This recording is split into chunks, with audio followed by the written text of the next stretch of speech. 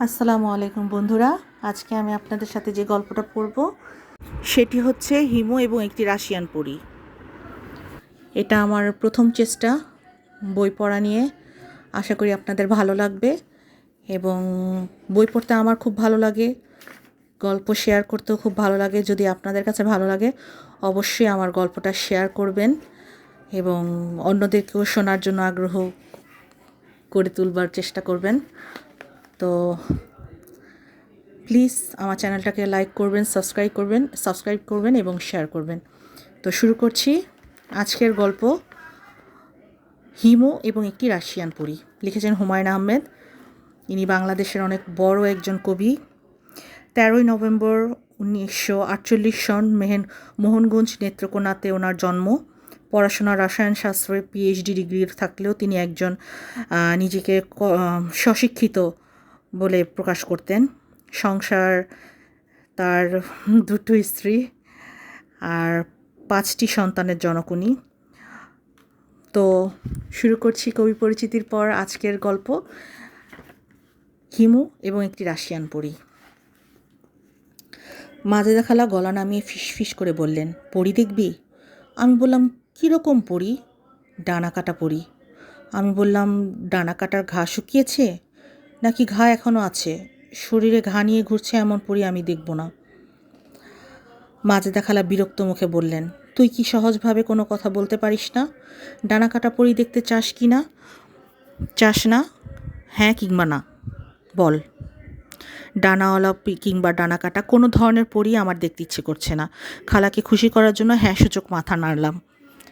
খালা আমার সামনে 3R সাইজের একটি ছবি রেখে বললেন, এই দেখ ডানা কাটা পরী। আমি দেখলাম গোফওয়ালা এক পরীর ছবি। তার মাথার চুল ব্যাক ব্রাশের মতো ছোট করে কাটা, চাইনিজ কাটের হলুদ রঙের একটি শার্ট তার গায়ে, শার্টের নিচে নীল রঙের হাফ প্যান্ট, পরীর হাতে টেনিস র্যাকেট। কপালে ঘাম দেখে মনে হচ্ছে টেনিস খেলে এসেছে। খালা বললেন, কেমন দেখলি? আমি বললাম, গোফওয়ালা পরী। কথা আগে শুনিনি, ছবি দেখে ভালো লাগলো। ফ্রেঞ্চ কাট দাড়ি থাকলে আরও ভালো লাগতো।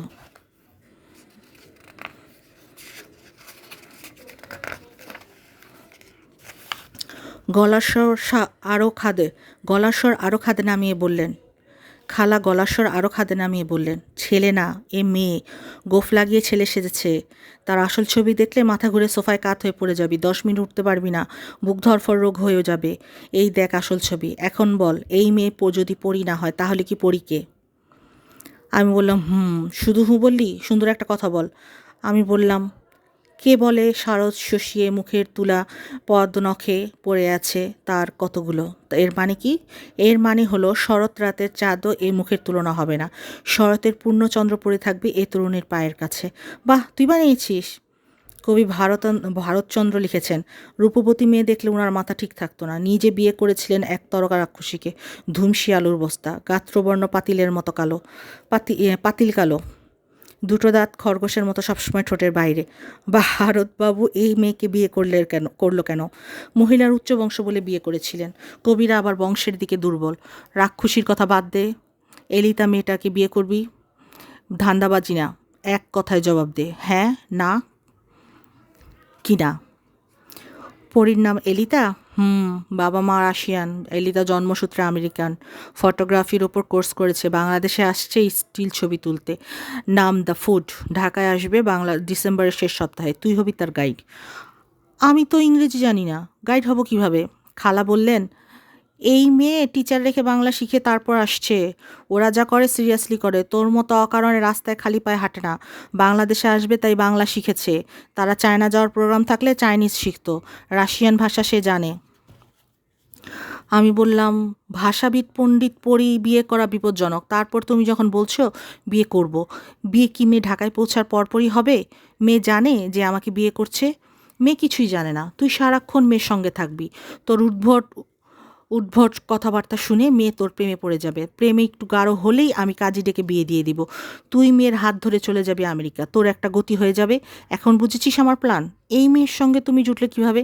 ইন্টারনেটে। এলিতা আমার ফেসবুক ফ্রেন্ড, তার বয়স 21, তার একটাই দুঃখ, এখনও নাকি সে কোনো বুদ্ধিমান ছেলে দেখেনি। তার কাছে পুরুষ মানেই গাধা। সেরেছে কেন? বাংলাদেশে আসবে এই জন্য ছেলে সেজেছে, ছেলে সেজেই আসবে, যতদিন থাকবে ছেলে সেজে থাকবে। সে এক নিউজ সে এক নিউজে শুনেছে গরিব দেশে সাদা চামড়ার মেয়ে একা পাওয়া মানেই গ্যাংরেপ হওয়া। এলিতা ভেজিটেরিয়ান, সকালে সে কী নাস্তা খায় জানিস? 3টা কাঁচা ওকরা। ওকরা কী জিনিস? ওকরা হলো ঢ্যাঁড়স। দুপুরে কী খায়? অর্ধেকটা কাঁচা লাউ। হিমু, ফাজলামি বন্ধ। আমি ওই মেয়েটার বিষয়ে সিরিয়াস। আমি চাই তুইও সিরিয়াস হবি। তোদের দুজনেরই বিষয়টা মাথায় রেখে কিভাবে এসেছে জানিস? দুজনের বিষয়টা আমার মাথায় তোদের দুজনের বিষয়টা মাথায় কিভাবে এসেছে জানিস? স্বপ্নে পেয়েছো? ও আল্লাহ, সত্যি তো? কিভাবে বললি? আসলেই স্বপ্নে পেয়েছি। এলিতা যখন জানালো সে ঢাকায় আসছে, তখনই স্বপ্নে দেখলাম। দুপুরে খাওয়া দাওয়া করে শুয়েছি, হাতে গল্পের বই। গল্প পড়তে পড়তে ঘুমিয়ে পড়েছি, তখন স্বপ্নটা দেখলাম। একটা ঘোড়ার গাড়িতে করে তোরা দুজন যাচ্ছিস, পেছনে ব্যান্ড পার্টি, তোর পরনে স্যুটটাই। এলিতা পাশে। তোকে মোটেই বেমানান লাগছে না, সুন্দর লাগছে। এলিতা পরেছে লাল জামদানি, তোর গলার টাইটা লাল। আমি খালাকে থামিয়ে দিয়ে বললাম, স্যুট লালটাই কোথায় পাবো? খালা বললেন, ড্রেস নিয়ে তোকে চিন্তা করতে হবে না, তোর খালুর স্যুটটাই আমি আলাদা করে রেখেছি। মাপে হবে না, একটু 19-20 হবে, কারো চোখে পড়বে না। আমার সামনে পড়তো দেখি। টাইয়ের নট বাঁধতে পারিস? না, আমি বেঁধে দিচ্ছি, শিখে নে। এখন পড়তে হবে? হ্যাঁ। তোর খালু বাসায় ফেরার আগেই স্যুট টাই নিয়ে বিদায় হয়ে যা। এখন থেকে সারাক্ষণ স্যুট টাই পরে থাকবি, নয়তো আসল দিনে ঝামেলায় পড়বি। গা কুটকুট করবে, এই টাই গলার ফাঁসের মতো লাগবে। স্যুটটাই পরলাম। খালা বললেন, কোটটা সামান্য লুজ ফিটিং হয়েছে, এটাই ভালো। আজকাল লুজ ফিটিংয়ের চল। যা আয়নার সামনে দাঁড়িয়ে দেখ তোকে কি সুন্দর মানিয়েছে। তোর চেহারা যে এত সুন্দর আগে খেয়াল করিনি। আমি আয়নার সামনে দাঁড়িয়ে দেখি নকল হিমু। আয়নায় হিমুকে মনে হচ্ছে এই হিমু ব্রিফকেস নিয়ে ঘোরে। সে বিরাট ধান্দাবাজ, সন্ধ্যাবেলা ক্লাবে যায়, বোতল খায়। খালা বললেন, নিজেকে দেখে তো মুগ্ধ হয়ে গেছিস। পুরুষ মানুষকে বেশিক্ষণ আয়নায় নিজেকে দেখতে হয় না, চরিত্র খারাপ হয়। এখন জুতো পর, জুতো ফিট করে কিনা দেখি। অনেক চেষ্টা করেও জুতা পায়ে ঢুকানো গেল না। মোজা ছাড়া নানাভাবে চেষ্টা করা হলো। খালা বললেন, টাকা দিচ্ছি, একজোড়া জুতো কিনে নিবি, ব্ল্যাক শু কিনবি। নিচে গাড়ি আছে, গাড়ি নিয়ে তোর খালুর এই স্যান্ডেলটা পরে চলে যা। জুতার দোকানে গাড়ি থেকে নামবি, কিছুক্ষণ স্যান্ডেল পরা থাকলে কিছু হবে না। আমি গাড়ি এবং স্যান্ডেল ছাড়াই বের হলাম। হিমুর কিছুটা আমার মধ্যে থাকুক। স্যুটটায়ের সঙ্গে খালি পা। ঢাকার শহর বদলে গেছে। কীভাবে বদলেছে, কতটুকু বদলেছে? ঢাকার শহরে চলমান মানুষ এখন কেউ কারো দিকে তাকায় না। আমি 8 ঘন্টার উপর স্যুট পরে খালি পায়ে হাঁটছি, কেউ বিষয়টা ধরতে পারছে না, কেউ আমার দিকে তাকাচ্ছেই না।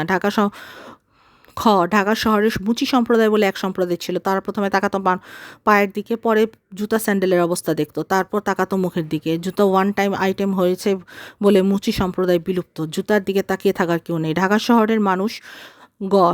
শহরের মানুষ বিস্মিত হবার ক্ষমতা পুরোপুরি নষ্ট হয়ে গেছে। দুজন আমাকে অপদমস্তক দেখেছে, একজন দেখে হাই তুলল, দ্বিতীয়জন আপানের পিক ফেলে উদাস হয়ে গেল। তবে শিশুদের মধ্যে বিস্মিত হবার ক্ষমতা কিছুটা এখনও আছে। স্কুল ফেরত এক বালিকা অনেক ঝামেলা করে তার মায়ের দৃষ্টি আমার খালি পায়ের দিকে ফেরালো। বিড়বিড় করে কিছু বলল। মা ধমক দিয়ে তাকে নিয়ে চলে যাচ্ছে। বালিকা যাবে না, কে যেই আমি এগিয়ে গেলাম। আন্তরিক ভঙ্গিতে বললাম, খুকি তোমার কি খবর? মেয়েটা সামাজিকতা ধার দিয়ে গেল না। অবাক হয়ে বলল, আপনার পায়ের জুতা নেই কেন? আমি বললাম, আমি জুতো আবিষ্কারের আগের মানুষ বলে পায়ে জুতা নেই। মেয়ের মা তার হাত ধরে হ্যাচকা টান দিয়ে বলল, তানিজা চলো তো। তানিজা বলল, খালি পায়ে হাঁটলে অসুখ হয়, আমার টিচার বলেছেন। আমি বললাম, তানিজা তাকিয়ে দেখো, ঢাকা শহরে বেশিরভাগ ভিক্ষুক খালি পায়ে হাঁটে, এদের অসুখ হয় না। মেয়ের মা আমার দিকে তাকিয়ে কঠিন গলায় বললেন, প্লিজ আমাদের বিরক্ত করবেন না। আমি বললাম, বিরক্ত করছি না, গল্প করছি। আপনি আমাকে দেখে ভয় পাচ্ছেন কেন? আপনার কি ধারণা আপনার মেয়েকে আমি ছিনিয়ে নিয়ে যাব, তারপর টেলিফোন করে বলবো তানিজাকে ফেরত পেতে হলে 50 লক্ষ টাকা নিয়ে সন্ধ্যার পর আজিমপুর কর্মস্থানে চলে আসবেন?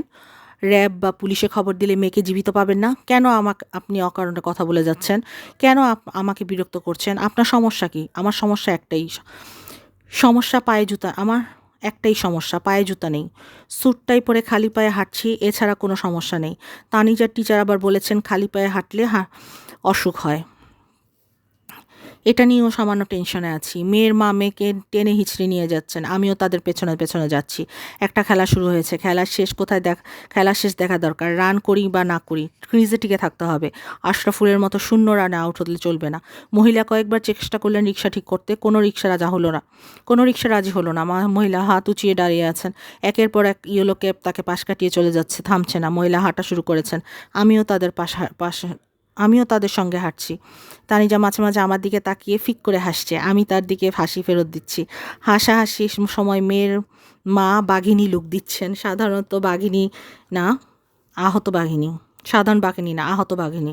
যে কোনো সময় আমার উপর ঝাঁপিয়ে পড়তে প্রস্তুত। আমি তাদের পেছনে পেছনে কলাবাগানের গলির ভেতর ঢুকে গেলাম। মহিলা নিজের বাড়ির সামনে চলে এসেছেন বলে স্বস্তি ফিরে পেয়েছেন। আতঙ্কে চেহারা কালো হয়ে গিয়েছিল, চেহারা কিছুটা জেল্লা ফিরে এসেছে। তিনি বাড়ির গেটে হাত রাখতে বললেন, অনেক যন্ত্রণা করেছেন, আর কত, এখন যান। আমি বললাম, একজোড়া স্পেয়ার জুতা কি আপনার হবে? জুতা পরে চলে যেতাম। তানিজা বলল, বাবার অনেকগুলো জুতা আছে, আপনি নিয়ে যান। তানিজার মা ঠাস করে মেয়ের গালে চড় দিয়ে তাকে বাড়িতে ঢুকে গেলেন। তানিজার মা ঠাস করে মেয়ের গালে চড় দিয়ে তাকে নিয়ে বাড়িতে ঢুকে গেলেন। দরাম করে দরজা বন্ধ করলেন। আমি গেট ধরে দাঁড়িয়ে রইলাম। মহিলা কী কারণে কী করবেন বুঝতে পারছি না। স্বামীকে খবর দেবেন, পুলিশে খবর দেবেন, না বিরাট ক্যাচল শুরু হবে? খারাপ কি? আমি তো এখনও ক্রিজে আছি। দরজা বন্ধ বাড়ির সামনে দাঁড়িয়ে থাকার মধ্যেও আনন্দ আছে। বাড়ির ভেতরের মানুষদের টেনশনে ফেলার আনন্দ। মানুষের স্বভাবই হচ্ছে অন্যদের টেনশনে ফেলে সে আনন্দে পায়। সৃষ্টিকর্তাও আমাদের টেনশনে ফেলে আনন্দ পান বলেই মানবজাতি সারাক্ষণ টেনশনে থাকেন। মানুষের মহত্তম গুণের একটির নাম কৌতূহল। জ্ঞান, বিজ্ঞান, শিল্প, সাহিত্যের মূল্যে আছে মানুষের অপার কৌতূহল। ঢাকা শহরের মানুষরা এই মহৎ গুণের অধিকারী। তবে এই মহৎ গুণের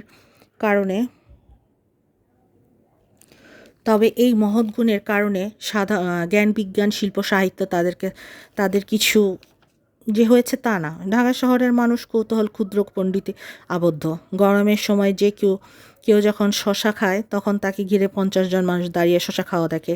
আখের রস বের করা বস যন্ত্র ঘিরেও 40-45 জন কৌতূহলী মানুষ সব সময় দেখা যায়। শ্রমিকরা যখন রাস্তা খুঁড়ে পাইপ বসায় তখন শখানেক মানুষ রাস্তার দুপাশে বসে থাকতে দেখা যায়। কৌতূহলের কারণেই আমাকে ঘিরে 25-30 জন মানুষ দাঁড়িয়ে গেল। কৌতূহলী মানুষের সঙ্গবদ্ধ থাকে। কৌতূহলী মানুষরা সঙ্গবদ্ধ থাকে এবং তাদের একজন লিডার থাকে। এখানকার লিডারের মাথায় বাউলের মতো লম্বা চুল। তিনি ঘন ঘন মাথা ঝাঁকাচ্ছেন, বাতাসে চার বাবলি চুল নাচছে। অত্যন্ত বলশালী মানুষ।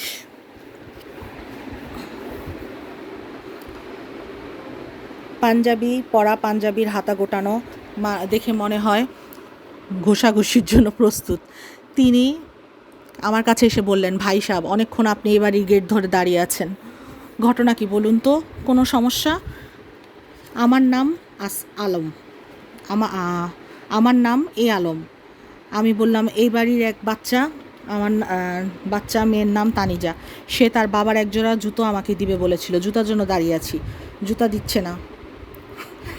আলম আমার খালি পায়ের দিকে তাকালেন। মনে হচ্ছে তিনি মর্মাহত। ক্ষুদ্র গলায় বললেন, জুতা দিবে না? এটা কেমন কথা?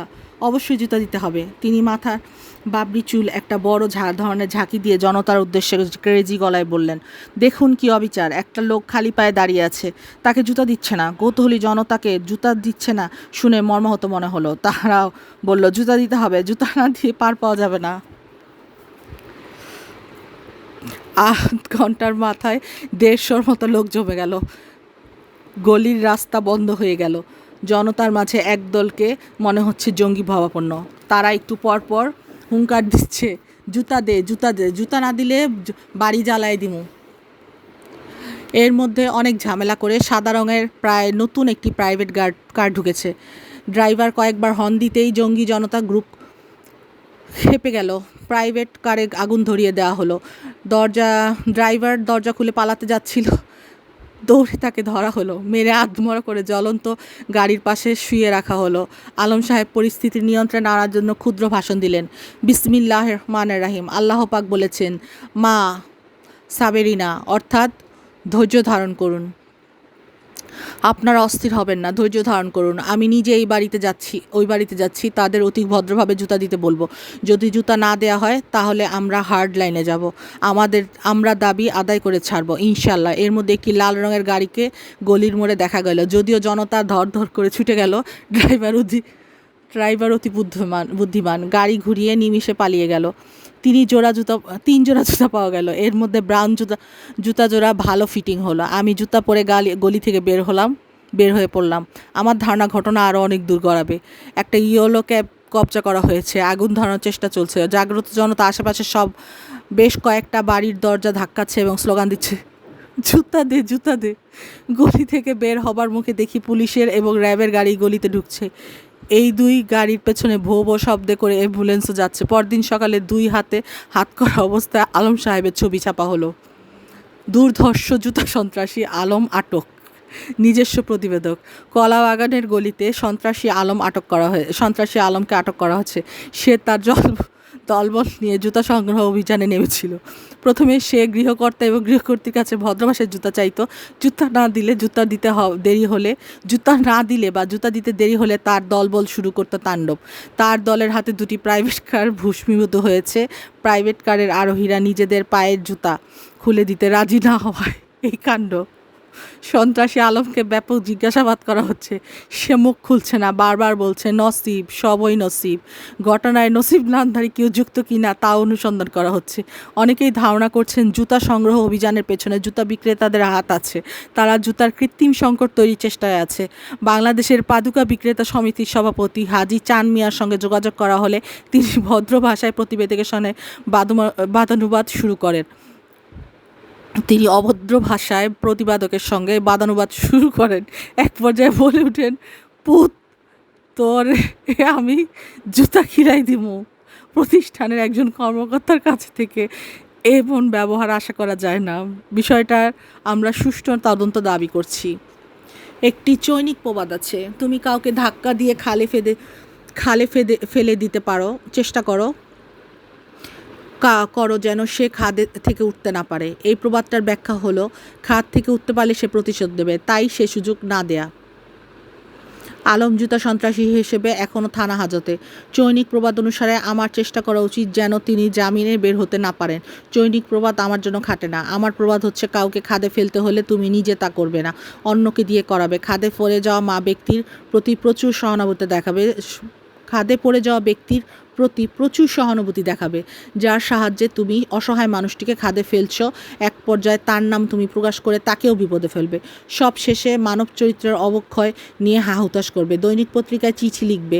চিঠির শিরোনাম হবে, দেশ আজ কোথায় যাচ্ছে। দেশের বিখ্যাত কবিদের কবিতার শিরোনামে ব্যবহার করলে চিঠি সহজে ছাপা হয়। উদাহরণ, উদ্ভট উটের পিঠে চলছে স্বদেশ। আমি ঠিক করলাম যে জুতো জোড়া নিয়ে এত কাণ্ড, সেই জুতো জোড়া আলমকে দিয়ে আসবো। পুলিশ ইচ্ছা করলে জুতো জোড়া আলামত হিসেবে ব্যবহার করতে পারে। স্যুটটাই পরে খালি পায়ে তৈরি হলাম।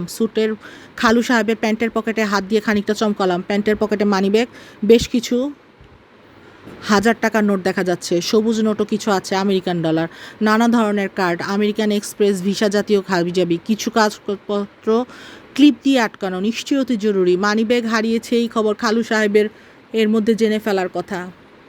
বাসায় নিশ্চয়ই ভূমিকম্প শুরু হয়ে গেছে। খালু সাহেব হাইপার টেনশনের রোগী।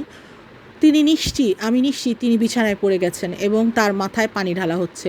খবর নেবার জন্য মাজেদা খালাকে টেলিফোন করলাম। খালা কাঁদো কাঁদো গলায় বললেন, তোর খালুর মানিব্যাগ পকেটমার হয়েছে। বলো কি? টাকা পয়সা কী পরিমাণ ছিল? টাকা পয়সা নিয়ে তোর খালুর মাথা ব্যথা নেই। জরুরি একটা টেলিফোন নাম্বার লেখা ছিল। ওই নাম্বারটা হারানোতে সে অস্থির। কার নাম্বার সে বলছে না। মোবাইল ফোনে সেভ করা যায়। এই নাম্বার সেভ করা নেই কেন? আমি কিভাবে বলবো? আমি গলা নামিয়ে বললাম, খালু সাহেবের কোনো গোপন বান্ধবীর নাম্বার কি?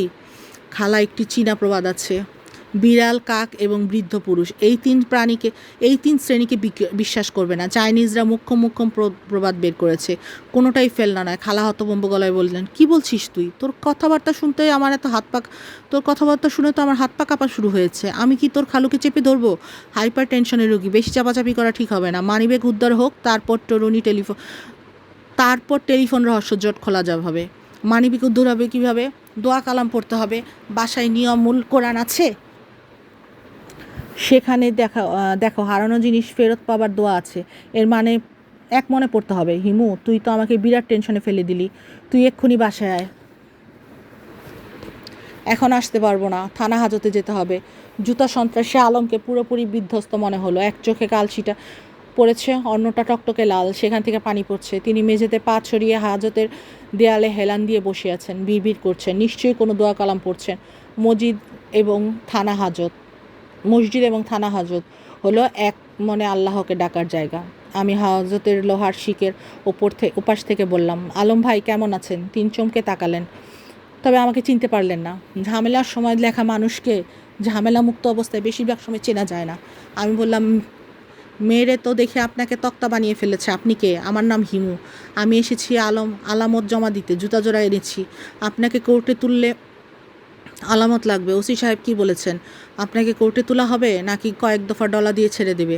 আলম হতাশ গলায় বলেন, ওসি সাহেব 10,000 টাকা চেয়েছেন। টাকা দিলে মামলা কোর্টে উঠবে না। আমি 10,000 টাকা কই পাবো? দুটা প্রাইভেট টিউশনি করে মাসে 2,500 টাকা পাই। পত্রপত্রিকায় ছবি ছাপা হয়ে গেছে। টিউশনি তো এখন থাকবে না। আমি বললাম, না থাকারই কথা। সন্ত্রাসীকে কে শিক্ষক হিসেবে রাখবে? উন্নত মানের সন্ত্রাসী হলে একটা কথা ছিল, জুতা সন্ত্রাসী। কী বিপদে পড়লাম! রাতে কিছু খাই নাই, সকালেও না। টাকা না দিলে এরা খানা এনে দেয়। টাকা দিলে এরা খানা এনে দেয়। টাকা নাই, খানাও নেয়। আমি বললাম, মশার কামড় খাচ্ছেন তো? মশা এবং ছারপোকা কামড়ালে ক্ষুধা কমে। বৈজ্ঞানিক সত্য। পাঞ্জাবিটা খুলে রাখুন, ভালো মতো মশা কামড়াক। কম্বল বিছিয়ে শুয়ে পড়ুন, ছারপোকা চলে আসবে। আপনাকে চেনা লাগছে। আপনার পরিচয়? আমি সেই লোক যার জন্য আপনি জুতা সন্ত্রাসী হয়েছেন। আলম অবাক হয়ে বলল, আপনি আলামত নিয়ে এসেছেন? জি। আলামতের অভাবে পুলিশের বেশিরভাগ মামলা হয় নড়বড়ে। আমাদের উচিত পুলিশকে সাহায্য করা। আলম দীর্ঘ নিঃশ্বাস ফেলে বলল, আজব দুনিয়া। পোশাকের যে আলাদা ইজ্জত আছে, এটা কবি শেখ সাদি বুঝিয়েছিলেন। রাজসভাতে রদ্দি জামা কাপড় পরে গিয়েছিলেন বলে তাকে সবার পেছনে বসিয়ে রাখা হয়েছিল। তিনি পরের দিন জরির ঝালর দেয়া পোশাকে উপস্থিত হয়েছিলেন। তাকে সমাদরে প্রথম সারিতে বসানো হলো। মনের দুঃখে তিনি লিখলেন, রাজসভাতে এসেছিলাম, বসতে দিলে পিছে সাগর জলে সুপ্ত ভাসে, মুক্ত থাকে নিচে। আমার স্যুটটাই দেখে ওসি সাহেব বিভ্রান্ত হলেন। চেয়ার ছেড়ে উঠে দাঁড়াতে বললেন, বসুন স্যার, বসুন। আমি বসতে বললাম, ভালো আছেন? ওসি সাহেব হ্যাঁ সূচক মাথা নাড়তে গিয়ে আমার পায়ের দিকে তাকালেন। তার ভ্রু কুঁচকে গেল। তিনি কিছু জিজ্ঞেস করার আগেই আমি বললাম, জুতা পায়ে নেই, কিন্তু আমার সঙ্গে আছে, এই ব্রাউন পেপার ব্যাগে। দেখতে চান? আপনার সমস্যা কি? আমি বললাম, সমস্যা আমার না, সমস্যা দেশের। জুতা সন্ত্রাসী নামে নতুন সন্ত্রাসী গ্রুপ বের হয়েছে। এরা ভয়ঙ্কর হয়ে উঠলে দেখা যাবে শুধু জুতা নিচ্ছে না, জুতার সঙ্গে পায়ের পাতা কেটে নিচ্ছে। মনে করুন আপনার জুতা জোড়া নিয়ে গেল, বুটের ভেতর আপনার পায়ের পাতা। ওসি সাহেব বললেন, আপনার কথাবার্তা অত্যন্ত এলোমেলো। কী জন্য এসেছেন বলুন। আমি হাসি মুখে বললাম, হাজতে আলম নামে একজন বসে আছে, শুনলাম 10,000 টাকা ঘুষ দিতে হবে। আপনারা ঘুষটা কি ক্রেডিট কার্ডে নেবেন? আমার কাছে ভিসা আমেরিকান এক্সপ্রেস দুটোই আছে। ওসি সাহেব বলকহীন চোখে তাকিয়ে রইলেন। আমি বললাম, আপনাদের ঘুষ গ্রহণ কর্মকাণ্ড আরও আধুনিক করা উচিত। থানার দরজাতেই লেখাও থাকবে, ভিসা কার্ড, আমেরিকান কার্ড দিয়ে ঘুষ লেনদেন করা যাবে। ভালো কথা। ঘুষের ওপর কি ভ্যাট আছে? ওসি সাহেব তিক্ত গলায় বললেন, এতক্ষণ আপনাকে চিনতে পারিনি, এখন চিনেছি। আপনি হিমু। স্যুটটা এর ঢংটা কী জন্য? আপনি কি জানেন পুলিশকে ঘুষ দেওয়ার অপরাধে আপনাকে হাজতে ঢুকাতে পারি? আমি বললাম, জানি। আবার এও জানি, চালে সামান্য ভুল করলে আপনি চলে যাবেন খাগড়াছড়িতে, স্ট্যান্ড রিলিজ। সেখানে নতুন সমস্যা দেখা দিয়েছে, বুনো হাতি। থানাওয়ালারা সব রাতে থানা ফেলে হাতির ভয়ে গাছে উঠে বসে থাকে। ঘুষখোর অফিসাররা মানসিকভাবে দুর্বল থাকে। হাতি দেখলেই তারা হাত পা ছড়িয়ে দেয়, দুপুস করে পাকা ফলের মতো গাছ থেকে মাটিতে পড়ে যায়। ওসি সাহেব, আপনি অতি দুর্বল মনের একজন মানুষ। আমাকে হাজতে ঢোকানোর সাহস আপনি সঞ্চয় করতে পারছেন না। আমার সঙ্গে আপনি করে কথা বলছেন। বিশিষ্ট কেউ আমার পেছনে আছে, এই ধারণা আপনার মধ্যে বদ্ধমূল হয়ে গেছে। চা খাবো? ওসি সাহেব চা খাওয়ান তো। ওসি সাহেব চা খাবো। ওসি সাহেব চা খাওয়ান তো। ওসি সাহেবের হাতে কাঠ পেন্সিল।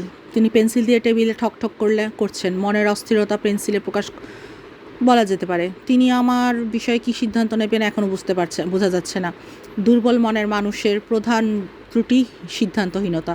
তবে তিনি যেভাবে দাঁত দিয়ে ঠোঁট কামড়াচ্ছেন, তাতে মনে হয় 24 ঘন্টা হাজতে থাকতে হতে পারে।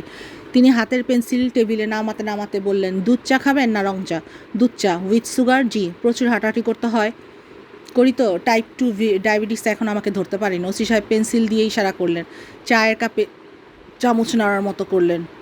গভীর গলায় বললেন, চা খেয়ে সুবোধ বালকের মতো হাজতে ঢুকে পড়বেন। আপনাকে অস্ত্র আইনে গ্রেফতার করা হলো। আমি বললাম, অস্ত্র কোথায়? ওসি সাহেব বললেন, আমার কাছে কিছু অস্ত্র, গুলি, জর্দার কোটা মজুদ থাকে। যাদের চোখ খারাপ, চোখে শুধু ঘুঘু দেখে, ফাঁদ দেখতে পায় না, তাদের জন্য এই ব্যবস্থা। অস্ত্র আইনে গ্রেফতার করে উদ্ধার করা অস্ত্র আলামত হিসেবে জমা দেওয়া হয়। পত্রিকায় ছবিও তো ছেপে দেন না, আমরা সব সময় ছবি দেব না, সব সময় ছবি ছাপি না। কাগজওয়ালাদের ইনভলভ করলে সমস্যা বেশি হয়। ছবি ছাপা হলে ভালো লাগতো। আমার স্যুটটাই পরা কোনো ছবি নেই। ওসি সাহেব আমার দিকে তাকিয়ে আছেন, তার ভঙ্গিতে মনে হচ্ছে কঠিন কোনো কথা বলতে চান, কথা মাথায় আসছে না। চা চলে এসেছে, পেন্সিলের ইশারা ভালো হয়নি। দুধ চা চেয়েছিলাম, এসেছে রং চা। আমি চায়ে চুমুক দিয়ে তৃপ্তির ভান করে বললাম, ওসি সাহেব একটা ধাঁধার জবাব দিতে পারেন? জবাব দিতে পারলে পুরস্কার আছে। ধাঁধাটা হলো, মুরগির কয়টা দাঁত? মুরগির দাঁত কয়টা? ওসি সাহেব ঘোত টাইপ শব্দ করলেন। হঠাৎ করে তার মুখ রক্তশূন্য হয়ে গেল। নিশ্চয়ই ঘটনার কোনো ব্যাখ্যা আছে, কোনো এক সময় পরিষ্কার হবে। আমি হাজতে আলমের পাশে গিয়ে বসলাম। হতভম্ব আলমকে বললাম, আলামত জমা দিতে গিয়ে ধরা খেয়েছি, অস্ত্র আইনে মামলা হবে। 7-8 বছর জেলে লাপসি খাবো। জেলের লাপসি খেতে হতে পারে। জেলের বাবুর্চি কেমন কে জানে। আমি আলম বিড়বিড় করে বলল, কি সর্বনাশ। আমি বললাম, ভবিষ্যৎ নিয়ে চিন্তা করা অর্থহীন। পদার্থবিদরা বলা শুরু করেছেন আজকাল এবং পরশু আসলে একই সময়। নাস্তা কি খাবেন বলুন? আপনার নাস্তার ব্যবস্থা করি। গরম পরোটা, কলিজা ভুনা খাবেন? থানার আশেপাশে ভালো রেস্টুরেন্ট থাকে, হাজতিরা ভালো খেতে পছন্দ করেন। আলম বলল, আপনার সঙ্গে টাকা আছে? আছে। 1 প্যাকেট সিগারেট আনায় দেন, সিগারেট খাবো। ব্যবস্থা করছি, হাজতে এই প্রথম। জি। আনন্দের সময় কাটানোর ব্যবস্থা করে দিচ্ছি। সামনে যে দেয়ালটা দেখছেন, মনে করুন এটা একটা 29 ইঞ্চির কালার টিভি।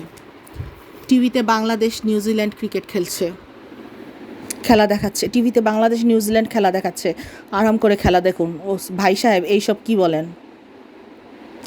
আপনার তো মাথায় সমস্যা আছে। সমস্যা আমাদের সবার মাথায় আছে। যাই হোক, দেয়ালে টিভি দেখার চেষ্টা চালিয়ে যান, মনোযোগ করুন, আপনি পারবেন। আমি এর মধ্যে নাস্তা আর সিগারেটের ব্যবস্থা করছি। আলম মাথা চুলকাতে বলল, আজকাল পরশু আসলে একই সময়, ব্যাপারটা বুঝলাম না, যদি বুঝিয়ে বলেন। আমি বললাম, যারা এই কথা বলেছেন তারা নিজেরাও বুঝতে পারছেন না, আমি কি বুঝাবো? এই সব উচ্চ চিন্তা বাদ দিয়ে টিভি দেখুন। হাজতি সব মিলিয়ে আমরা 3 জন। একজন বালক হাজতি, বয়স 12-13 বছরের বেশি হবে না, নাম কাদের। আমরা 3 জনই গভীর আগ্রহে কালিঝুলি মাখা শূন্য দেয়ালের দিকে তাকিয়ে আছি। বালক হাজতির উৎস সবচেয়ে বেশি। সে চোখের পলকও ফেলছে না, হাঁ করে তাকিয়ে আছে, মাঝে মাঝে গা ঝাড়া দিচ্ছে। সেন্ট্রিতে একজন অবাক হয়ে বললেন, আপনারা কি দেখেন? বালক হাজতি বলল, টিভিতে বাংলাদেশ নিউজিল্যান্ডের খেলা দেখি। টিভি কই? ওই তো টিভি, ডিস্টার্ব দিয়েন না তো, ইচ্ছা থাকলে খেলা দেখেন। হাজতিরা টিভিতে খেলা দেখছে। এই খবর ওসি সাহেবের কাছে পৌঁছা মাত্রই একবার দেখলাম পেন্সিল হাতে উকি দিয়ে যেতে। এই ভদ্রলোক পেন্সিল ছাড়া চলতেই পারে না বলে মনে হয়। দুর্ধর্ষ আসামি ধরার সময় পিস্তলের মতো পেন্সিল তাক করেন কিনা কে জানে। কিছুক্ষণের মধ্যে আমার ডাক পড়লো। ওসি সাহেব খবর দিয়েছেন। আমি বলে পাঠালাম, খেলার মাঝখানে উঠে আসতে পারবো না, লাঞ্চ ব্রেকে আসবো, হাই টেনশনের খেলা।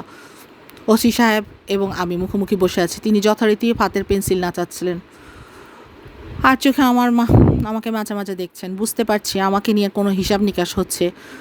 কি বলে কথা শুরু করবেন বুঝতে পারছেন না, বলে সময় নিচ্ছেন। আমি আলোচনা শুরু করলাম, আন্তরিক ভঙ্গিতে বললাম, স্যার আপনি কি লক্ষ্য করেছেন পেন্সিল সবসময় 8 তল বিশিষ্ট হয়, গোল হয় না? কারণটা কি জানেন? না। বলবো? ওসি সাহেব তীক্ষ্ণ দৃষ্টিতে তাকালেন।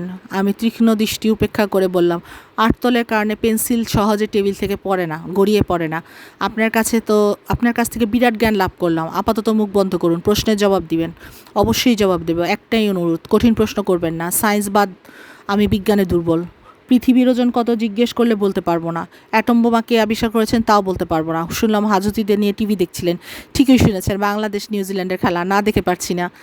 আর যাই করেন, পুলিশের সঙ্গে ফাজলামি করবেন না। পুলিশের সঙ্গে কোনো ফাজলামি তো করছি না, দেয়ালের সঙ্গে করছি। আমি আপনার বিষয়ে খবর নিয়েছি। আপনি অতি ধুরন্ধর একজন মানুষ। ধুরন্ধর কীভাবে টাইট দিতে হয় আমি জানি, জানলে টাইট করে দেন। তবে একটা কথা আপনাকে না বলে পারছি না, যে টাইট করে সে একই সময় নিজে লুজ হয়। আপনি আমাকে যতটা টাইট করবেন নিজে ঠিক ততটাই লুজ হবেন। এটা বিজ্ঞানের সূত্র। আমাকে বিজ্ঞান শেখান। আপনাকে কিভাবে বিজ্ঞান শেখাবো? আমি আগেই স্বীকার করেছি আমি সায়েন্সে দুর্বল। তবে নিউটনের সূত্র আছে, to every action there is an equal and opposite reaction. আপনি আমাকে টাইট দিলে নিউটনের সূত্র অনুসারে আপনাকেও লুজ হতে হবে, অর্থাৎ আপনার ব্রেনের নাট বল্টু লুজ হতে থাকবে। দু একটা খুলেও পড়ে যাবে। একদিন দেখা যাবে পেন্সিল হাতে পথে পথে ঘুরছেন, যাকেই দেখছেন তার সঙ্গেই পেন্সিলের ইশারায় কথা বলছেন, সবাইকে জিজ্ঞেস করছেন মুরগির কি দাঁত আছে, কেউ আপনার প্রশ্ন বুঝতে পারছে না বলে জবাব দিতে পারছে না। ওসি সাহেব থমথমে গলায় বললেন, বারবার মুরগির দাঁতের প্রশ্ন আসছে কেন? এই ধাঁধাটা আপনাকে আমি জিজ্ঞেস করেছিলাম, জবাব দিতে পারেননি বলে আবার মুরগির দাঁত চলে এসেছে। চা খাবেন? খাবো, দুধ চা চিনি সহ। দয়া করে পেন্সিলের অর্ডার দিবেন না, আপনার পেন্সিলের অর্ডার কেউ বুঝতে পারে না। চা চলে এসেছে, এবার কোনো ভুল হয়নি। চা ঠিক আছে, আলাদা পিরিচে 4-5টা বামুন সিঙ্গারা, একসঙ্গে 5টা মুখে দেওয়া যায়। আমি চায়ে চুমুক দিয়ে বললাম, আপনাকে কি আমি ছোট একটা গল্প বলতে পারি? না, চা খান, সিঙ্গারা খান, গল্প করতে হবে না। হুজুগে বাঙালি নিয়ে একটা রসিকতা করতে চাচ্ছিলাম। এই রসিকতার থেকে বোঝা যাবে আপনি পুলিশ অফিসার নাকি ভেজাল, আপনি আসল পুলিশ নাকি ভেজাল। রসিকতা শুনে আপনি যদি শব্দ করে হাসেন তাহলে আপনি ভেজাল। আসল পুলিশ কখনো জোক শুনে হাসে না। গল্প বলুন শুনি। ওসি সাহেব মুখের চামড়া আরও শক্ত করে করতে চাচ্ছেন, পারছেন না। গল্প শোনার লোভ তার মধ্যে কাজ করছে। হুজুগের এই গল্পটা আমি অনেকের সঙ্গে করেছি। যারা শুনেছেন তারা সবাই হো করে এসেছেন, শুধু পুলিশ অফিসাররা কেউ হাসেনি। আমি গল্প শুরু করলাম। এক ভদ্রলোক মতিঝিলে কাজ করছেন, 70 তলা তার অফিস। একদিন তিনি মন দিয়ে ফাইল দেখছেন, তখন হন্তদন্ত হয়ে তার রুমে পিয়ন ঢুকে উত্তেজিত গলায় বললেন, স্যার খবর শুনেছেন? আপনার স্ত্রীর মতো আপনার গাড়ির ড্রাইভারের সঙ্গে আপনার স্ত্রী তো আপনার গাড়ির ড্রাইভারের সঙ্গে পালিয়ে গেছেন। ভদ্রলোক চূড়ান্ত অপমানিত বোধ করে জানালা দিয়ে লাফ দিলেন। লাফ দেবার সঙ্গে সঙ্গে তার মনে পড়ল, আরে আমার তো গাড়িই নেই, ড্রাইভারের প্রসঙ্গ আসছে কেন? কংক্রিটের মেঝেতে আছড়ে পড়ার আগ মুহূর্তে তার মনে হলো, আরে আমি তো এখনও বিয়েই করিনি। ওসি সাহেব হো হো শব্দ করে হেসে উঠলেন, অনেক কষ্টে হাসি থামালেন। আমি বললাম, ভাই আপনি তো ভেজাল পুলিশ অফিসার। ওসি সাহেব বললেন, আমি বাংলাদেশ পুলিশ মেডেল পাওয়া অফিসার, এখন পর্যন্ত 1 টাকা ঘুষ খাইনি, এজন্যই তো আপনি ভেজাল। ওসি সাহেব হাতের পেন্সিল নামিয়ে হাই তুলতে বললেন, একটা কাগজে আপনার নাম ঠিকানা লিখে চলে যান। ছেড়ে দিচ্ছেন? হ্যাঁ ছেড়ে দিচ্ছি। আমি যাব না। যাবেন না মানে? আমার সঙ্গে আরও 2জন আছে, তাদের না নিয়ে যাব না। আমি একজন রাশিয়ান পরি বিয়ে করতে যাচ্ছি, আমার লোকবল নাই। এরা থাকলে নানাভাবে সাহায্য করবে। গায়ে হলুদের ব্যাপার আছে, মেয়ের বাড়িতে মাছ পাঠাতে হবে। বিয়েতে আপনি উপস্থিত থাকলে আমি খুবই খুশি হব স্যার। ওসি সাহেব হাতের পেন্সিল নামিয়ে দীর্ঘ নিঃশ্বাস ফেললেন।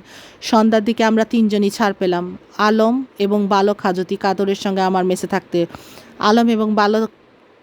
হাজতি কাদের আমার মেসে থাকতে এলো। কাদের ঘোষণা করলো সে বাকি জীবন আমার সঙ্গে থাকবে, আমার সেবা করবে, গা হাত পা টিপে দিবে। আলম এ জাতীয় কোনো কথা বলল না, তবে তিনি জানালেন যে মেস বাড়িতে থাকবেন তার মুখে দেখানোর অবস্থা নেই। মেসে অনেক টাকা বাকিও পড়ে আছে। কাজেই গত 7 দিন আমার জীবনে যেসব ঘটনা ঘটেছে বা দুর্ঘটনা ঘটেছে তা আলাদা শিরোনামে লিখছি পাঠকদের সুবিধার জন্য। পাঠকরা যেসব ঘটনা জানতে চান শিরোনাম দেখে তা ঠিক করবেন। ঘটনা প্রবাহ নিম্নরূপ। রাশিয়ান পরি ঢাকায় আসার সময় হয়ে গেছে। সে আগামী বুধবার সিঙ্গাপুর এয়ারলাইন্সে আসছে। মাজেদা খালাকে একটি ইমেল পাঠিয়েছে। খালা তার কপি আমার কাছে পাঠিয়েছেন। এর বাংলা, আমার খাদ্য নিরামিষ, মাঝে মধ্যে ডিম চলতে পারে, রাতে ফলাহার করি একটি আপেল ব্র্যাকেটে সবুজ, একটি কলা এবং থাই পেঁপে। লাঞ্চে আমি 1 গ্লাস রেড ওয়াইন 75 ml। ঘুমাতে যাওয়ার আগে ব্ল্যাক কফি। বাসস্থান, আমি সাধারণ বাংলাদেশি একটি পরিবারের সঙ্গে থাকতে চাই। পেইং গেস্ট হিসেবে থাকব। অ্যাটাচ বাথরুম থাকতে হবে, টয়লেট পেপার থাকতে হবে। এই বাথরুম অন্য কেউ ব্যবহার করবে না। টয়লেটে অবশ্যই হট ওয়াটারের ব্যবস্থা থাকবে। দরজা জানালায় নেট থাকবে যাতে মশা মাছি না আসে। বেডশিট এবং টাওয়ালগুলো প্রতিদিন সকাল 10টার মধ্যে বদলাতে হবে। ঘরে অবশ্যই এসি থাকতে হবে। ইন্টারনেট কানেকশন লাগবে। যাতায়াত, আমার জন্য একটি সাইকেল লাগবে। আমি সাইকেলে যাতায়াত করব। যে আমার গাইড তাকেও সাইকেলে সর্বক্ষণ আমাকে অনুসরণ করতে হবে। গাইড প্রতিদিন $100 করে পাবে। তার খাওয়া দাওয়া এর মধ্যেই ধরা হবে। আমার মেয়ে পরিচয় গাইড নিজে জানবে, কিন্তু কাউকে জানাতে পারবে না। গাইডের ইংরেজি ভাষায় দখল থাকতে হবে। আমি বাংলা ভাষা শিখে এসেছি, তারপরেও কিছু কথা হয়তো আমি বাংলায় প্রকাশ করতে পারবো না। গাইডকে বুদ্ধিমান হতে হবে। থার্ড ওয়ার্ল্ড কান্ট্রিতে বকর বকর করতে পারাকেই বুদ্ধিমত্তা ধরা হয়। আমার গাইড অতিরিক্ত কথা একেবারেই বলবে না। আলম এবং বালক হাজতি কাদের। মেসে আমার পাশের ঘরটি তাদের জন্য ভাড়া নিয়েছি। আলম দিনরাত 24 ঘন্টায় এই ঘরে থাকেন, ঘর থেকে বের হন না, দাড়ি গোঁফ কামান না। যে কোনো কারণেই হোক তিনি মহা দুশ্চিন্তায় আছেন। দুশ্চিন্তার মানুষের চুল দাড়ি দ্রুত বাড়ে, তারও বাড়ছে। লম্বা দাড়ি গোঁফে তার চেহারায় ঋষিভাব চলে এসেছে। তাকে দেখে মনে হচ্ছে সারাক্ষণ বিশেষ কিছু নিয়ে ভাবছেন। তিনি কেরোসিন কুকার কিনেছেন, 2 বেলা নিজে রান্না করে নিজের খাবার নিজেই খান, কাদেরকে ভাগ দেন না। এই নিয়ে কাদেরের কোনো মাথা ব্যথা নেই। আলম যেমন সারাক্ষণ ঘরের ভেতর থাকে, কাদের থাকে বাইরে।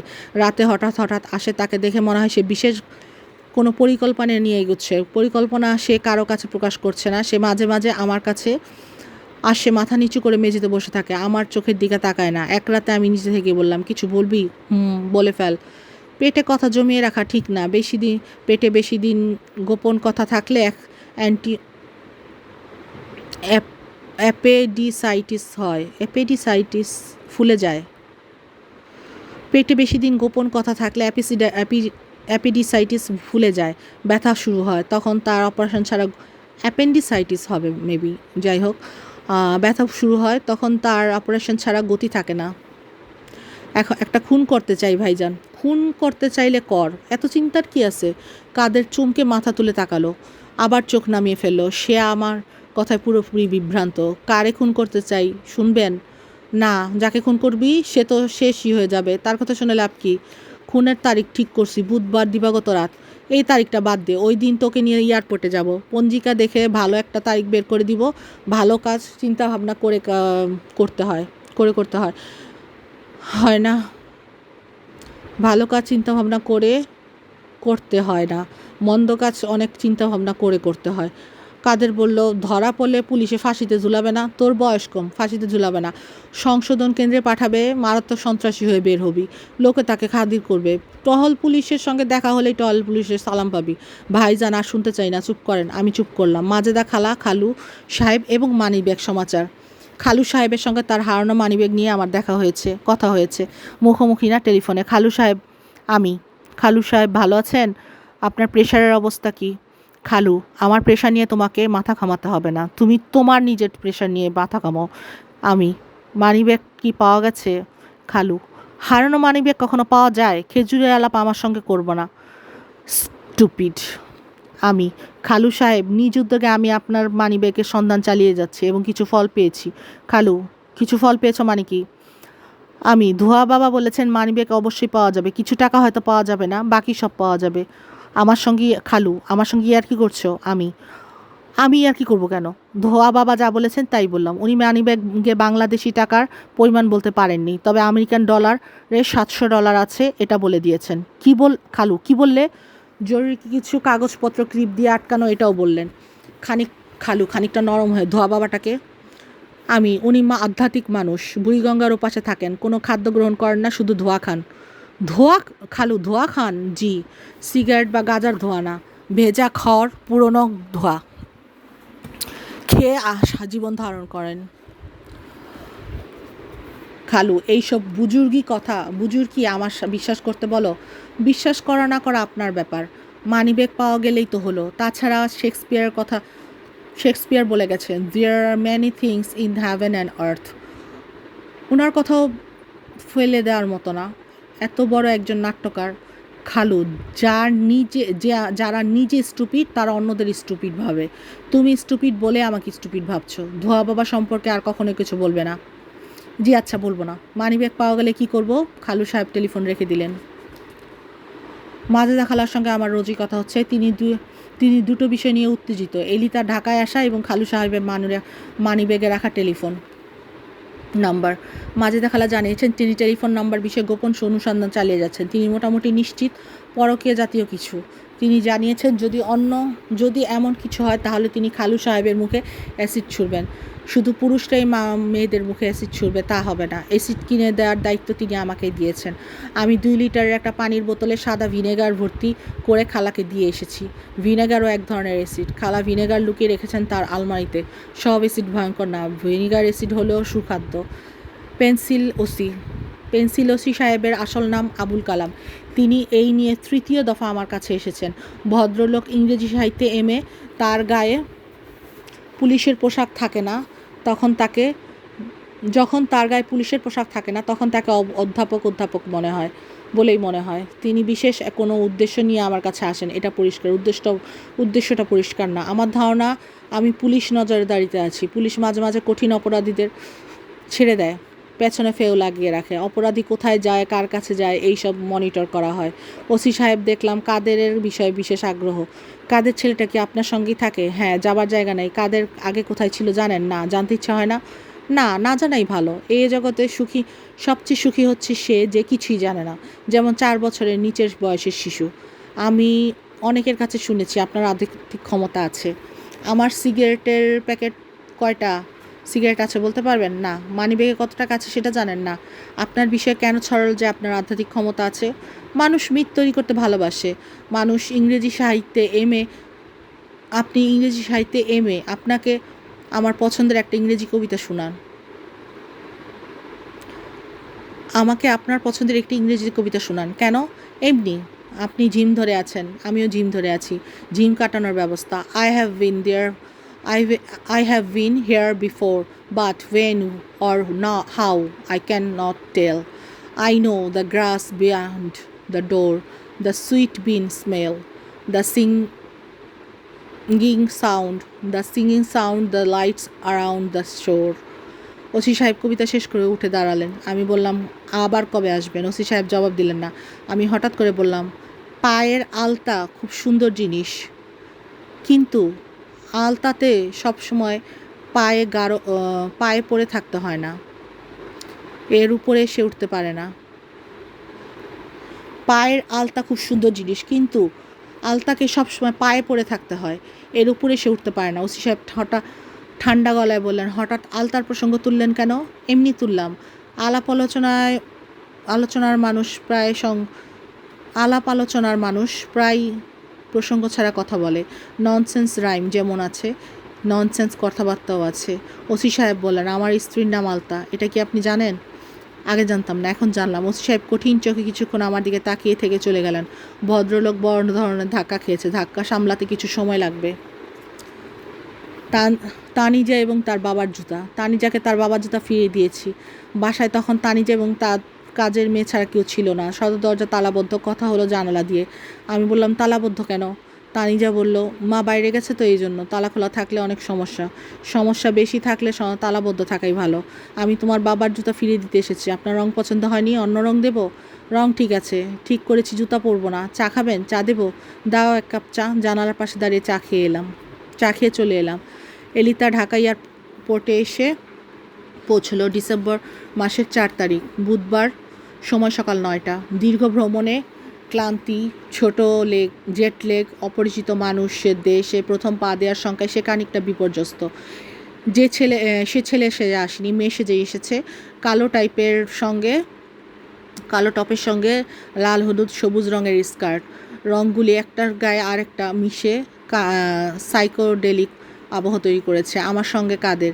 সে বিড়বিড় করে বলল, কেমন সুন্দর মেয়ে দেখছেন ভাইজান? সাক্ষাৎ হুর।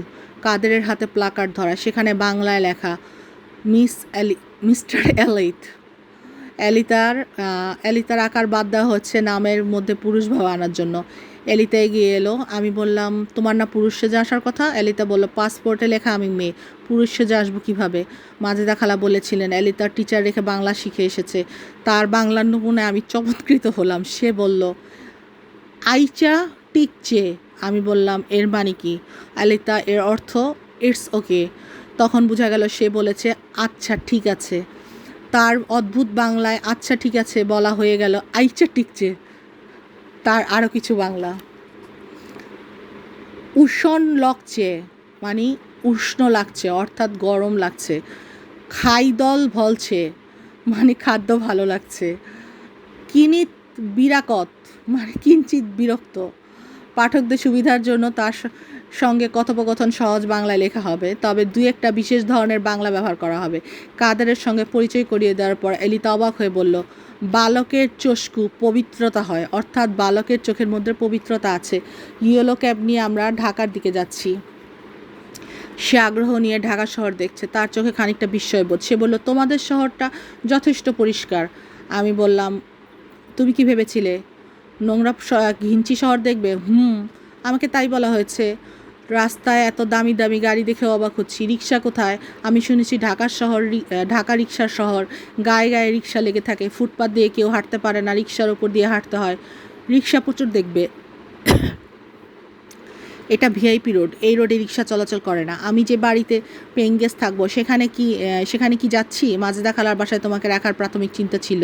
সেটা ঠিক হবে না। তিনি তার স্বামীর গায়ে অ্যাসিড ছুঁড়ে মারার জন্য আলমারিতে এক বোতল অ্যাসিড লুকিয়ে রেখেছেন। অ্যাসিড ছুড়াছুড়ির মধ্যে উপস্থিত থাকা কোনো কাজের কথা না।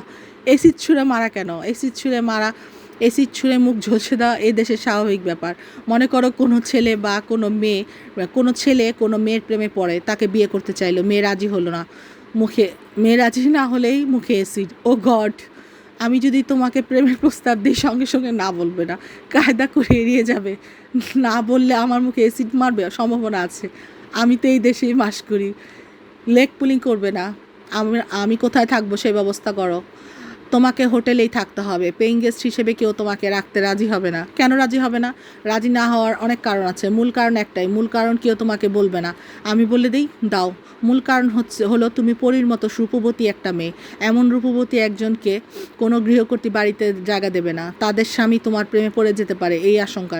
এলিতা শব্দ করে হাসছে। তার হাসি দেখতে এবং হাসির শব্দ শুনতে ভালো লাগছে। বাংলাদেশের কিশোরীরা শব্দ করে হাসে, একটু হলেই হাসির শব্দ গিলে ফেলার চেষ্টা করে। চেষ্টাতে সাফল্য আসে। এক সময় হাসির শব্দ পুরোপুরি গিলে ফেলতে শিখে যায়, হারিয়ে যায়। চমৎকার একটা জিনিস। এলিতা বলল, প্রচণ্ড ঘুম পাচ্ছে, ঘুমিয়ে পড়ো, যথাসময়ে জাগিয়ে দেবো। একবার ঘুমিয়ে পড়লে কেউ আমাকে জাগাতে পারে না। চিন্তা নেই, ঘুমন্ত অবস্থাতেই ধরাঘড়ি করে তোমাকে হোটেলের রুমে নিয়ে তুলব। তুমি যে বাড়িতে থাকো সেখানে আমাকে নিয়ে যাও। আমি কোনো বাড়িতে থাকি না, মেসে থাকি। সেখানে তোমাকে নেওয়া যাবে না। কেন? মেস হচ্ছে পায়রার খুপড়ির মতো ছোট ছোট কিছু রুম। সেই সব রুমে আলো বাতাস ঢোকা নিষিদ্ধ। কমন বাথরুম ব্যবহার করতে হলে লাইনে দাঁড়াতে হয়। মেসের মালিক মশা মাছি তেলাপোকা এইসব পুষেন। বলো কি? কেন পুষেন? যারা মেসে থাকে তাদের জীবন অতিষ্ঠ করার জন্য পুষেন। তুমি ঠাট্টা করছো? না, আমি প্রথম তোমার মেসে যাব, তারপর অবস্থা দেখে ডিসিশন নেব। তা করতে পারো। আমি এখন ঘুমিয়ে পড়বো। এমনি ঘুমিয়ে পড়বে, নাকি আমাকে ঘুম পাড়ানি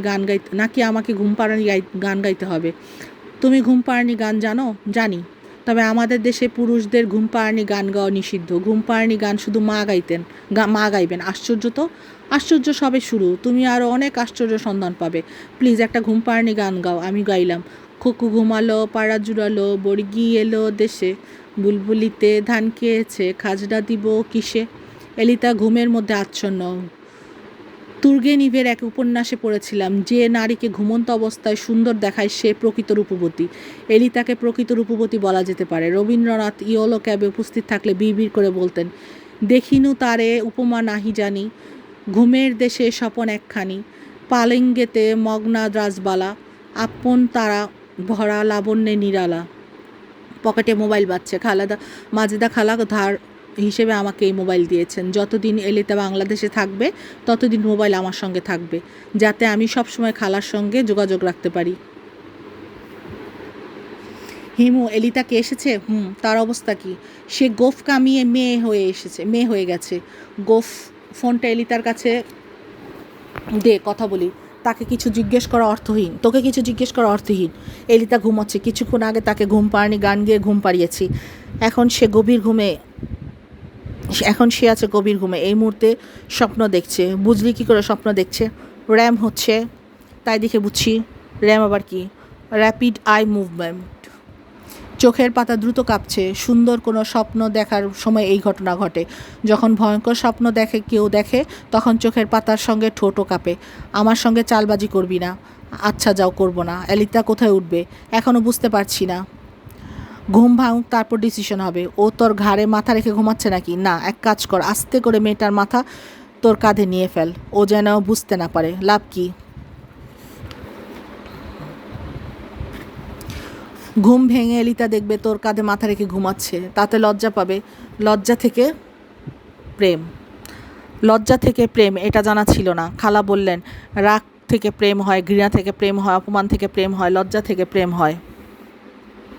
আমি বললাম, তোমার কথায় মনে হচ্ছে সব কিছু থেকে প্রেম হয়, হয় না শুধু, হয় না, হয় না কি থেকে সেটা বলো। তুই তো বিপদে ফেললি, খালা সুসংবাদ আছে, এলিতা নিজে থেকে আমার ঘাড়ে মাথা রেখে ঘুমাচ্ছে। ভেরি গুড, একটা ছবি তুলতে পারবি? ছবি কিভাবে তুলবো? মোবাইলে যে তোকে যে মোবাইলটা দিয়েছি সেখানে ছবি তোলার অপশন আছে, অপশনে যা, এক হাতে মোবাইলটা তোদের দুজনের মুখের কাছে এনে বাটন টিপে দে। আমি ছবি তুললাম না, এলিতার নিদ্রাভঙ্গের অপেক্ষায় থাকলাম। এলিতার কোনো ঘুমাচ্ছে, মেসে আমার বিছানায় বাচ্চাদের মতো কুকড়িমুড়ি ঘুম। এই ঘরে দিনের বেলাতেও কিছু ড্রাকুলার মশা দেখা যায়। ড্রাকুলা মশাদের বিশেষত্ব হচ্ছে এরা কানের কাছে ভনমন করে, সরাসরি রক্তপান, ধরতক্তা মার পেরেক টাইপ। ড্রাকুলার মশাদের হাত থেকে এলিতাকে বাঁচানোর জন্য তার বিছানায় আলম মশারি খাটিয়ে দিয়েছেন। ঘুম ভাঙলে এলিতার খিদে পাবে সেই ব্যবস্থাও আলম করে রেখেছেন। গফরগাঁওয়ের গোল বেগুনের চাকি হলুদ দিয়ে মাখিয়ে রাখা হয়েছে। নতুন আলু কুচি কুচি করে লবণ দিয়ে পানিতে ভেজানো।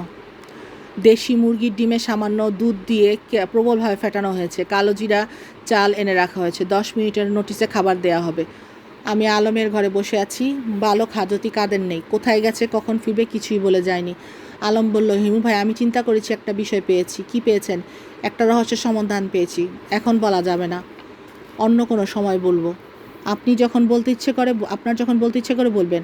আমি যে দিনরাত জানালা বন্ধ করে বসে থাকি, খামোখা বসে থাকি না, চিন্তা করি। এখন কি নিয়ে চিন্তা করছেন? আজ কোনো চিন্তা শুরু করতে পারি নাই। গতকাল চিন্তা করেছি মশা নিয়ে। মশা নিয়ে কি চিন্তা? দুপুরবেলা মশা গালে কামড় দিয়েছে, গাল ফুলে গেছে, তখন শুরু করলাম মশা নিয়ে চিন্তা। মানুষের যেমন শেষ বিচারের দিনে হিসাব নিকাশ নেওয়া হবে, মশারও কি হবে? আমাদের যেমন দোজক বেহেশত আছে, মশাদেরও কি আছে? দুষ্ট মশাদের আল্লাহ পাক কি দোজকের আগুনে পুরাবেন? আমার মনে হয়, আপনার কি মনে হয়? আমার মনে হয় পুরাবেন না। অতি তুচ্ছ মাছিকে শাস্তি দেওয়ার কিছু নাই।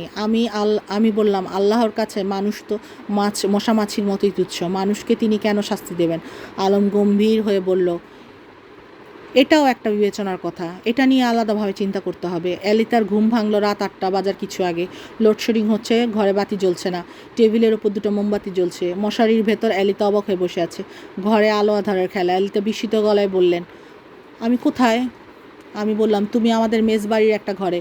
আমার মাথার উপর জালের মতো এই তাঁবুটা কি? একে বলে মশারি। ঘুমের মধ্যে যেন মশা বা মাছি তোমাকে বিরক্ত না করে, তার জন্য এই ব্যবস্থা। আমি ভেবেছিলাম আমি মারা গেছি, মৃত্যুর পর আমার আত্মাকে আটকে রাখা হয়েছে। কী যে ভয় পেয়েছিলাম। ভয় কেটেছে? হ্যাঁ, পর্যন্ত খিদে পেয়েছে। 10 মিনিটের মধ্যে তোমার খাবার ব্যবস্থা হবে। আজ আমরা যা দিব তাই খাবে। খাওয়া দাওয়া শেষ হলে তোমাকে হোটেলে পৌঁছে দিব। এখানকার টয়লেটগুলোর অবস্থা খুবই খারাপ, তারপরে একটা পরিষ্কার করে রাখা হয়েছে। একটা মোমবাতি হাতে নিয়ে আমার পেছনে আসো, আমি দেখিয়ে দিচ্ছি। এলিতা বলল, আমি তোমাকে বলেছিলাম আমার ভয় কেটেছে। আসলে কাটেনি। আমার এখনও মনে হচ্ছে আমি মৃত, আমার সোল তোমার সঙ্গে ঘুরছে। আমি বললাম, কিছুক্ষণের মধ্যেই তুমি আলো ঝলমলে 5 স্টার হোটেলে যাবে, তখন তোমার নিজেকে মৃত মনে হবে না। খেতে বসে এলিতা বলল, কাঁটা চামচ কোথায়? আমি তো হাত দিয়ে খেতে পারি না। আমি বললাম, বাংলাদেশের খাবার হাত স্পর্শ করে তারপর মুখে দিতে হয়, এটাই নিয়ম। একবেলা আমাদের মতো খেয়ে দেখো। এলিতা খাওয়া শুরু করলো গম্ভীর মুখে। খাবার তার পছন্দ হয়েছে কিনা তা তার মুখ দেখে বোঝা যাচ্ছে না। মাঝে মাঝে ভুরু কুচকাচ্ছে, তা দেখে মনে হয় খাবার ভালো লাগছে না। এলিতা খাওয়া শেষ করে সিগারেট ধরাতে বলল, আমি আমার জীবনে যত ভালো খাবার খেয়েছি আজকেরটা তার মধ্যে আছে। আমি ফুড শিরোনামে যে সব ছবি তুলব সেখানে এই খাবারের ছবিও থাকবে। গরম ভাত থেকে ধোঁয়া উঠছে, গরম ভাত একজনের হাত দিয়ে স্পর্শ করছে। আজকের খাবারের শেফকে আমি আলমকে পরিচয় করিয়ে দিলাম। আলিতা অবাক হয়ে বললেন, আপনার চোখে পানি কেন? আলম বলল, সামান্য খানা বিষয়ে এত ভালো কথা বলছেন, এই জন্য চোখে পানি এসেছে সিস্টার, আমি ক্ষমা চাই। আলিতা বলল, আপনার চোখের পানি দেখে আমি খুবই অবাক হয়েছি। আপনি কি ফুল টাইম শেফ? কোনো রেস্টুরেন্টে কাজ করেন? আলমের চোখের পানির পরিমাণ আরও বাড়ল। তার চরিত্রে যে এমন স্যাঁতসেঁতে ব্যাপার আছে তাই এই প্রথম জানলাম। আমি আলিতাকে বললাম, আলম কোনো প্রফেশনাল কুক না, সে নিজের খাবার নিজে রেঁধে খান, দরজা জানলা বন্ধ করে দিনরাত চিন্তা করেন। আলিতা বিস্মিত হয়ে বললেন, কী চিন্তা করেন? জটিল সব বিষয় নিয়ে চিন্তা করি।